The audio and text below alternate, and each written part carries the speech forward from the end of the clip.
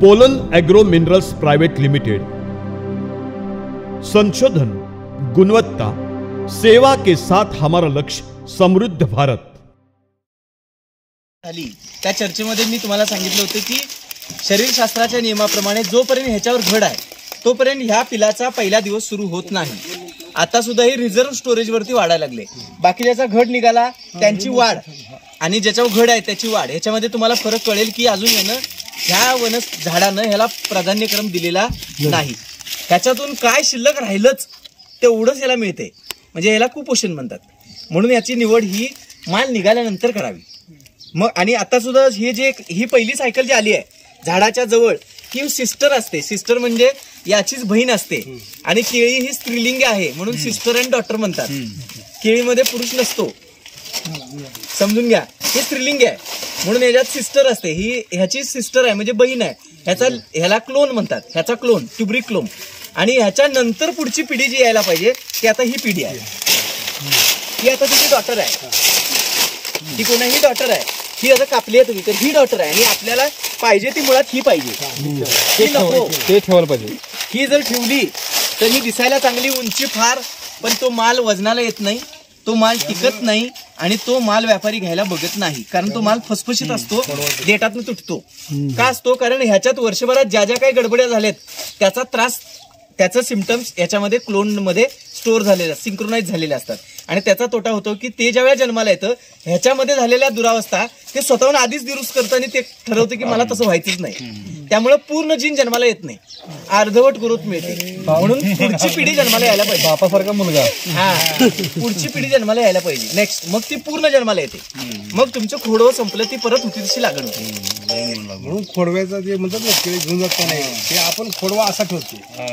भरपूर तुमच्या इथेच प्रॉब्लेम नाही, अख्ख्या भारतात ही बोंब आहे। हे ठेवायला पाहिजे 5व्या महिन्यात सोड, 7व्या महिन्यात आम्हाला काय केलं सांगताना आम्ही कसं त्याने मला सांगितलं आता तुमचं हार्वेस्टिंग झालंय, आता हिथून न कापलेली पिली राखा, बर न कापलेली पिली राखा। म्हणजे हे एवढं मोठं झालं होतं ते पूर्ण कापून टाकलं, मग असलं बाकीचं बारकं सोडलं, आता चालू झालं ते। मग त्याचे 3 महिने होऊन गेले त्याला, आता 3 महिने म्हणजे ह्याच्यावर ते चांगलं आहे। त्यांनी सांगितलं मला तसं करा म्हणून, मग पहिलीच आम्ही सगळं काढून टाकलं। वा, एवढे जाड असलेले काढून टाकलं, लोक बनायला हे का बरं मोठं कापायला लागले, तेच बरोबर आहे। त्यांनी सांगितलं आम्हाला हार्वेस्टिंग केलेलं त्यांनी सांगून गेलं जाताना तुम्ही एवढं काम करा म्हणलं, ही जी पिल्ली राखलं ही चुकीची आहे ही काढून टाका, नवीन आता ह्याच्या पुढे जे येणार आहे ते राखा, त्यालाच डॉक्टर म्हणतात, त्याचे मूल आणि पुढची पिढी आहे। हा, मग तसलं राखलं आम्ही आता आणि तेच परफेक्ट आहे, त्याची वाढ राखलंच नाही। आता हे करत असताना अजून एक घोडचूक आपल्याकडं होती आहे शेतकऱ्यांकडनं, ती सांगतो।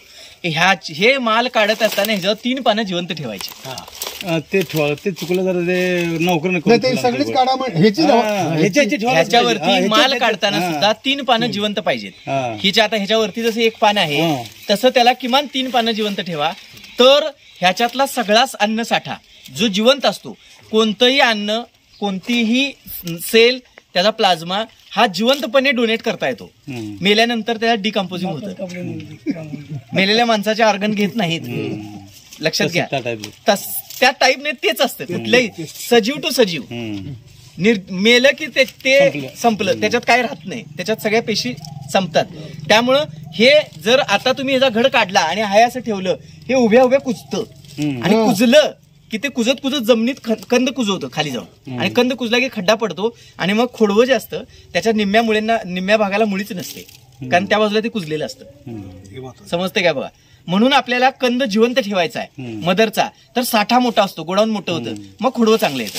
लागणीपेक्षा नियमानं खोडवं हे 15 ते 16% जास्त यायला पाहिजे, हा नियम आहे। पण तसं का होत नाही? कारण आपण चुकीच्या पद्धतीनं त्याची निवड करतो। म्हणून याची पानं कापा आणि 3 पानं शेवटची ठेवा। हे ठेवली की हे झाड पुढचे 3-3.25 महिने उभाच असतं, ते काही करत नाही। ते काढलेलं सगळं छाटलेलं चुकीचं आहे का? मग एकदम चुकीचं आहे। ह्याला 3 पानं जिवंत पाहिजे, असंच वल्ल राहतं, वाळत नाही। हा 15 महिन्यापर्यंत हे वाळत नाही, तोपर्यंत हे त्याला टेकओव्हर करून वर जातं, त्यानंतर हे हळूहळू वाळतं। पण वाळत असताना सुद्धा हे ना सगळं अन्न ह्याला दिलेलं असतं। आता समजा ह्या कंदाला आम्ही आता कंदानं लागवडी जे करतात जळगाव जिल्हा वगैरे, याच्यामध्ये कंद एवढा मोठा असतो बघा, एवढा मोठा कंद असतो, ज्याला सेकंड सायकल कंद म्हणतो आपण, ते लावणीला घेतो आपण। तर हे सकर्स एकही मुळी नसते, कंद एवढा असतो पण मुळी एकही नसते. असं का? तर शरीरशास्त्र काय करतं की जोपर्यंत ह्याचा जन्म इंडिपेंड होत नाही तोपर्यंत हे स्वतःचं अन्न स्वतः घेऊ शकत नाही, म्हणून ते ह्याच्यावर डिपेंड असतं. आता जेव्हा ह्याच्यावरचं घड कापला, ह्याचं अन्न भरपूर आहे, ह्याला 7 कंद असतात, या 7 कंदांमधला साठा आणि जे जन्माला आले त्याचा कंद, त्याचा साठा, हा साठा जर सगळा वापरायचा असेल तर ह्याला जिवंत ठेवावं लागतं. म्हणजे जिवंत आहे, अन्न बनवतंय, मुळ्याही भरपूर आहेत ह्याच्या, हे अन्न बनवेल पण दिल कुणाला? हे जिवंत आहे ह्यालाच दिल, बरोबर. ह्याला डोनेशन म्हणतात.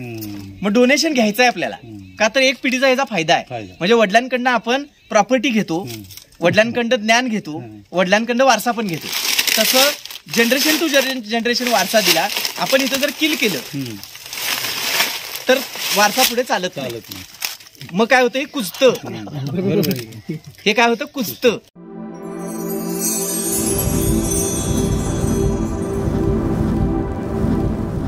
Pollen Agro Minerals Private Limited. संशोधन, गुणवत्ता, सेवा के साथ हमारा लक्ष्य समृद्ध भारत.